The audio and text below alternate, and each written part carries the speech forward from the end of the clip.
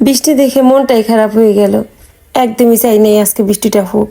সেই সকাল থেকে ছেলেকে কত করে রিকোয়েস্ট করে রাজি করিয়েছি বিকালে সে আমাকে ঘুরতে নিয়ে যাবে। গত কয়েকদিন যাবতই বলতেছিলাম যে আমাকে একটু ঘুরতে নিয়ে যাওয়ার জন্য, রাজি তো হয়ই না। আজকে রাজি হয়েছে, বলছে মা 4:30 পৌনে 5টার মধ্যে রেডি হবা, তোমাকে বিকালে ঘুরতে নিয়ে যাব। ঠিক 3:45 বাজে বৃষ্টি শুরু হয়ে গেছে। ছেলে তো মহা খুশি, মাকে ঘুরতে নিয়ে যাইতে হবে না, সে ঘুমাইছে। কিন্তু আমিও তো কম না, তাকে ঘুম থেকে জোর করে টেনে তুলে রেডি হয়েছি। ও আমাকে বলছে আজকে ঘুরতে নিয়ে যাবে, আজকেই ঘুরতে নিয়ে যেতে হবে, পরে আর যাইতে যাবে না। তো বলে মা আজকে তো বৃষ্টি হইতেছে, তুমি কিভাবে যাবা? আমি বলছি ঘুরতে যখন আজকে যাইতে চাইছি, তুমি যখন আজকেই নিয়ে যাইতে চাইছো, আজকেই আমরা যাব।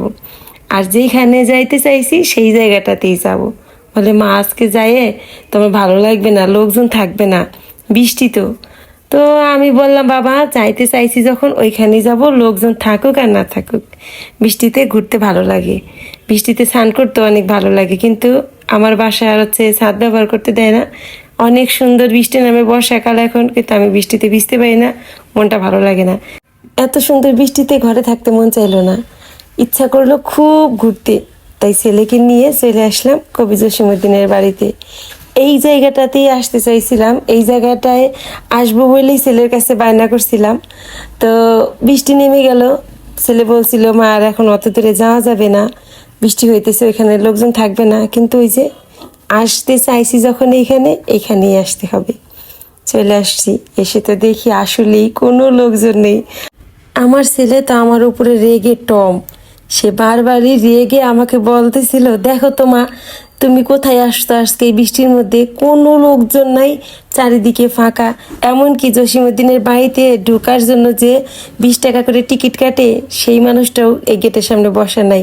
আমরা টিকিট ছাড়াই বাড়ির মধ্যে ঢুকতে পারতাম, কিন্তু ঢুকলাম না, বাড়িতে যাব না, অনেকবার গেছি। এখন যেইখানে যাওয়ার উদ্দেশ্যে মূল আসছিলাম সেই জায়গাটাতেই যাব।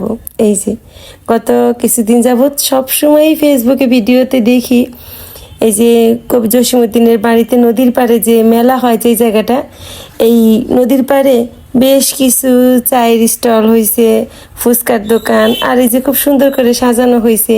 এখানে বিকালবেলা সবাই আসে, ছবি তোলে, ভালো লাগে, নদীর পাড় তো। তা আমারও মন চাইছিল এই জায়গাটা একটু আসবো, বিকালটা এখানে কাটাবো, ছবি তুলবো, এখানে চা খাবো, ফুচকা চটপটি খাবো, এটাই ইচ্ছা হয়েছিল আমার। কিন্তু আসলাম, এসে তো দেখি এই যে দেখুন আপনারাই কি অবস্থা। আমরা এখানে আসা মাত্রই একজন আমাদেরকে দেখে বলতেছিল বৃষ্টি দেখে সব দোকান বন্ধ করে যে যার বাসায় চলে গেছে, আর আপনারা এখন আসছেন এই বৃষ্টির মধ্যে।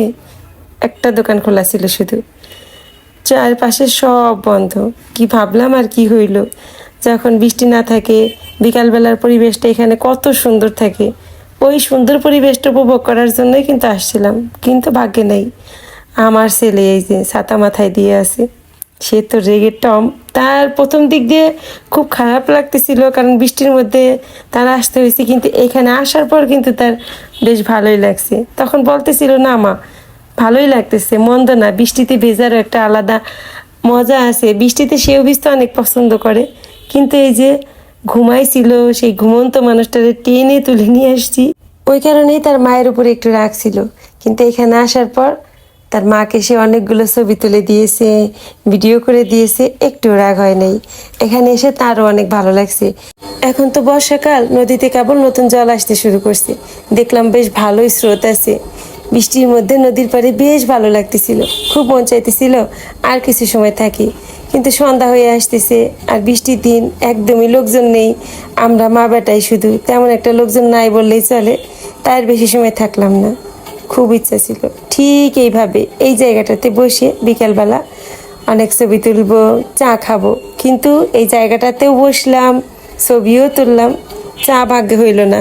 একটা চায়ের দোকান যদিও খোলা ছিল, আমরা মা বেটা মিলে চাইলে ওইখান থেকে চা খেতেই পারতাম, কিন্তু আমার কেন জানো না ইচ্ছা করলো হইচই ক্যাফে গিয়ে চা খেতে, তাই এখান থেকে আর খেলাম না। আর এই তো আমি, শুধু আমি আমি আমি, এখানে আমি, ওখানে আমি, সেখানে আমি, কোথাও কোনো লোকজন নেই, শুধু আমি আর আমি। বিকালটা অনেক সুন্দর ছিল, বেশ ভালো ছিল আমার বৃষ্টি বিলাসটা, গুড়ি গুড়ি বৃষ্টি ছিল, বৃষ্টির মধ্যে দোলনাতে আমি। এখানে আসলে আপনি কিন্তু একটা দোলনা পেয়ে যাবেন, খুব সুন্দর করে দোলনায় দোল খেতে পারবেন, মন ভরে দোলনায় দোল খাওয়াটা উপভোগ করতে পারবেন।